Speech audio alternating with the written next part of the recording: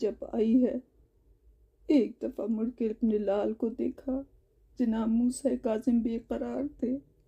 کہا بیٹا مجھے کفن دو گے، اس وقت کفن دو گے، مجھے قبر میں اتاریں گے، لیکن ہائے میرے مظلوم موسیٰ، تیرا وقت کیسا ہوگا کہ تیرے پاس نہ کوئی بھائی ہوگا نہ بیٹا ہوگا، اور تیرا جنازہ تو مظلوم، اے میرے مظلوم لال، اے میرے مظلوم بیٹے، کس طرح سے بغداد کے پل پہ ہوگا۔ میرے مولا اس وقت بھی بیٹے کی بے کسی کو یاد کر کے رو رہے تھے۔ پھر میرے مولا نے کہا میرے لال، میری بیٹیوں کا خیال کرنا،